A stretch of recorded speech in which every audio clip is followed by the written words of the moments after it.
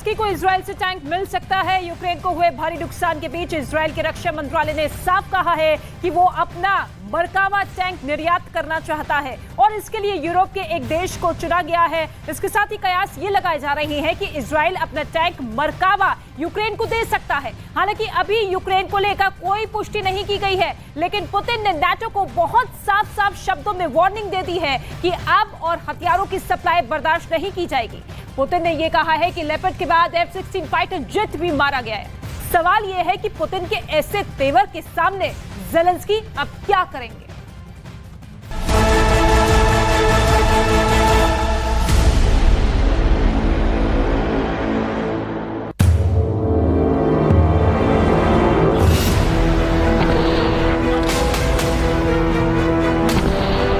Putin ने Zelensky की army पर ड्रोन से ताबड़तोड़ हमले किए और फिर ऐसे हमलों के 8 वीडियो जारी कर दिए।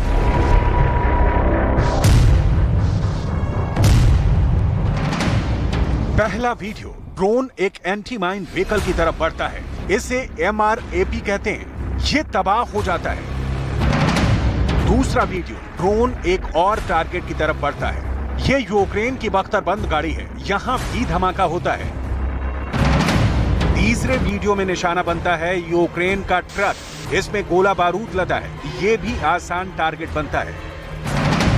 चौथे वीडियो में पीछे आ रहा ट्रक मारा जाता है, जबकि उसने छुपने की बहुत कोशिश की लेकिन नाकाम रहा। पुतिन के ड्रोन का 5वां शिकार बनती है कमांडर की गाड़ी, जो जलते हुए ट्रक के ठीक पीछे थी और यहां भी बड़ा धमाका होता है। इसके बाद छठा टारगेट बनता है यूक्रेन का टैंक। ड्रोन हिट करने से पहले बहुत साफ साफ तस्वीर देखिए। ये यूक्रेन का T-72 टैंक है। 7वां टारगेट भी ज़ेलेंस्की का दूसरा टैंक बनता है। ये रूस की फोर्स पर गोले दाग रहा है, इस बात से अनजान कि एक ड्रोन इस पर आकर पड़ने वाला है। 8वां वीडियो बहुत ग्लिच से भरा हुआ है, लेकिन इस वीडियो में पुतिन का ड्रोन ज़ेलेंस्की की एक बख्तरबंद गाड़ी को तबाह कर देता है।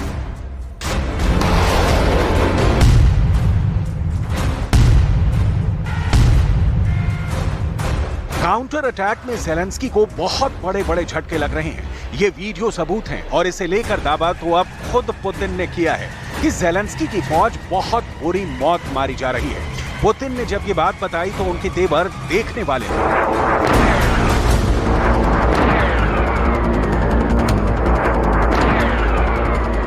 Там же не только, вот я сказал, сколько там, 160, свыше 160 танков, там 360 БМП, это же не вся натовская, там и еще советского производства, там бронетехника уничтожается, но прекрасно горят, как мы предполагали, и Брэдли, и эти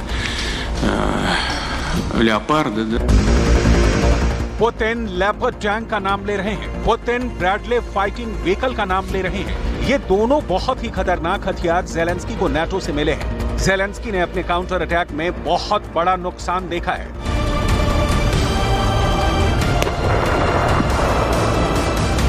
ज़ैपोरिज़िया के पास ही ज़ेलेंस्की ने अपना पहला लेपर्ड टैंक खोया, जिसके साथ ब्रैडले इन्फेंट्री फाइटिंग व्हीकल यानी बख्तरबंद गाड़ियां भी थी।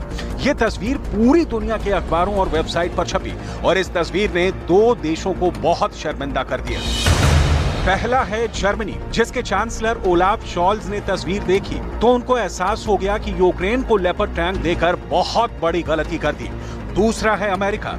वहां के राष्ट्रपति जो बाइडेन ने जब ये तस्वीर देखी तो उन्हें भी पता चला कि पुतिन से दुश्मनी मोल लेने का क्या मतलब होता है।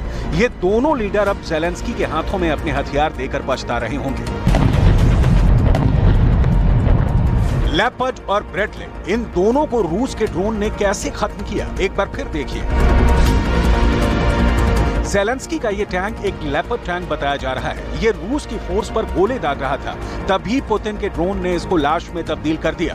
दूसरी तरफ वीडियो बहुत ग्लिच से भरा हुआ है, लेकिन इस वीडियो में पुतिन का ड्रोन ज़ेलेंस्की की एक बख्तरबंद गाड़ी को तबाह कर देता है।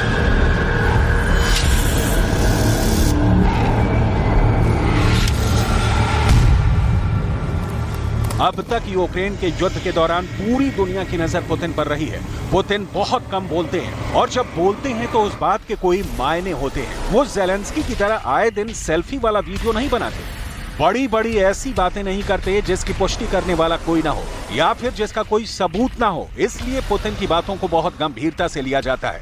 पुतिन के हमलों और ज़ेलेंस्की के टैंकों का जिंदा लाश बन जाना, इस बात की पुष्टि अब फिनलैंड ने भी कर दी है।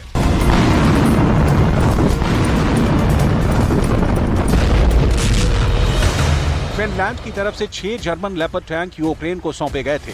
इसमें 3 माइन हटाने वाले टैंक थे। अब फिनलैंड की मीडिया की तरफ से दावा किया गया है कि इनमें से 3 टैंक तो पुतिन ने तबाह कर दिए हैं।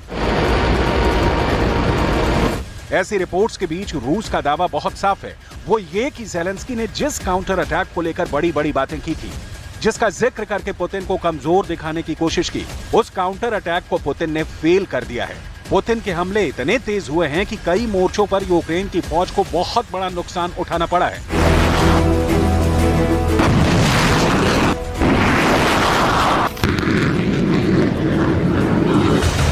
पुतिन के मुताबिक यूक्रेन को नाटो देशों से मिले 30% हथियारों को तबाह कर दिया गया है और यूक्रेन के सैनिक तो रूस से 10 गुना ज्यादा मारे गए हैं।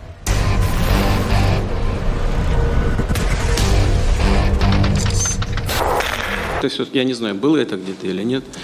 Мы, начиная с января этого года, а фактически начали эту работу по заключению контрактов с контрактниками, да, вот сейчас, на данный момент времени, набрали свыше 150 тысяч. А вместе с добровольцами 156 тысяч человек. युद्ध में बड़े बड़े दावे किए जाते हैं, ऐसा हर दौर में हुआ है, इसलिए रूस के दावों को भी बहुत ध्यान से आंकने की जरूरत है। लेकिन जो तस्वीरें यूक्रेन से मिल रही हैं, उससे पुतिन के दावों को पुख्ता माना जा सकता है, क्योंकि लेपर्ड टैंक का मारा जाना आम बात नहीं कही जाएगी। पुतिन का ये बयान ऐसे वक्त आया है जब वो कीव पर भी दोबारा हमले की बात करने लगे हैं। पुतिन ने कीव पर फिर से बड़े अटैक की एक तरह से चेतावनी जारी कर दी है। इस वक्त रूस और यूक्रेन के बीच करीब 1100 किलोमीटर लंबा मोर्चा खिंचा हुआ है और ये खार्किव से लेकर खेरसॉन तक का इलाका है, जहां बीच में बखमूत से लेकर दक्षिण में नीप्रो नदी के आसपास दोनों तरफ यूक्रेन और रूस की फौज एक दूसरे की जान लेने की कोशिश कर रही है। ज़ेलेंस्की अपने नुकसान को समझते हैं, लेकिन काउंटर अटैक को लेकर अब वो पीछे हटने को राजी नहीं है। ज़ेलेंस्की बार बार कह रहे हैं कि रूस के एक भी सैनिक को वो अपनी जमीन पर बर्दाश्त नहीं करेंगे, उन्हें उठाकर यूक्रेन से बाहर फेंक देंगे। लेकिन अब ज़ेलेंस्की सब कुछ खामोशी से करना चाहते हैं, इसीलिए उन्होंने एक वीडियो जारी करके अपना एजेंडा भी लीक कर दिया। उन्होंने अपनी फौज को चुप रहने के लिए कहा है।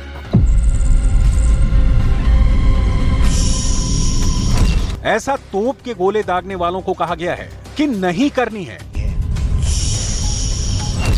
यूक्रेन के स्नाइपर्स को बहुत चुपचाप हमले के लिए कहा गया है।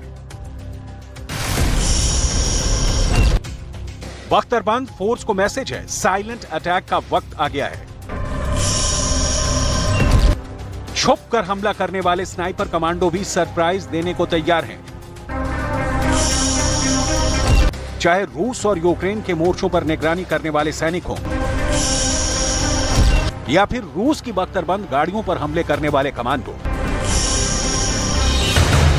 ज़ेलेंस्की का खामोशी से भरे काउंटर अटैक वाले प्लान पर अमल किया जा रहा है। ज़ेलेंस्की ने बहुत जोर देकर कहा है कि इस बार हमला ऐसे चुपचाप तरीके से किया जाए कि रूस की फौजों की चूलें हिल जाएं। फिर बखमूत भी आजाद हो, लुहांस्क भी आजाद हो, डोनेट्स्क भी छुड़ा लिया जाए और मारियोपोल से भी रूस का कब्जा हटा दिया जाए। ज़ेलेंस्की इस मौके को यूक्रेन युद्ध का सबसे बड़ा टर्निंग पॉइंट बनाना चाहते हैं।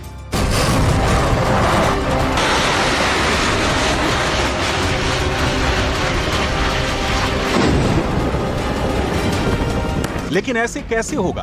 रूस इस युद्ध में बहुत आगे बढ़ चुका है। यूक्रेन का पूर्वी हिस्सा करीब करीब पूरी तरह से रूस के कब्जे में है और ज़ेलेंस्की के पास इतनी ताकत नहीं है कि वो यहाँ पुतिन की जड़ों को हिला सकें। लेकिन ज़ेलेंस्की का हौसला 7वें आसमान पर है और इस बार उनका इरादा मॉस्को को पूरी तरह हिला देने का है, रूस की जड़ों को खोद देने का है।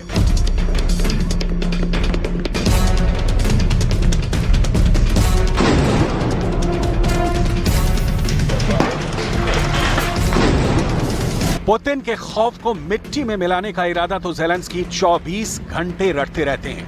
За свою історію Київ бачив різні підлості від загарбників.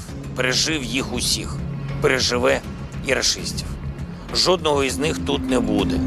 Київ та всі наші міста, вся наша Україна поставить крапку в історії московської деспотії, яка дуже довго і дуже різним народам несла поневолення. ज़ेलेंस्की का आत्मविश्वास इस वक्त बहुत बुलंदी पर है और इसकी कई वजह है। सवाल है कि क्या पुतिन इसके बारे में जानते हैं? क्या पुतिन की फौज ज़ेलेंस्की के काउंटर अटैक को रोक पाएगी?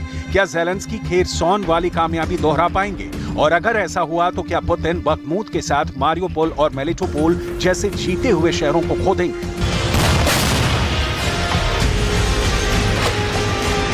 काउंटर अटैक के बीच ज़ेलेंस्की नए फौजियों की लगातार भर्ती करना चाहते हैं। ज़ेलेंस्की नई फौज बनाना चाहते हैं। ज़ेलेंस्की बख्मूत के बाद दूसरे मोर्चे को बचाना चाहते हैं। सवाल है कि आखिर यूक्रेन को बार-बार नया वीडियो जारी करने की नौबत क्यों आ रही है? इसे ज़ेलेंस्की की नई ताकत समझा जाए या फिर ज़ेलेंस्की की बहुत बड़ी कमजोरी? क्योंकि पुतिन तो वीडियो रिलीज करने में नहीं बल्कि हमला करने में यकीन रखते हैं और वो वार्निंग तो बिल्कुल ही नहीं देते।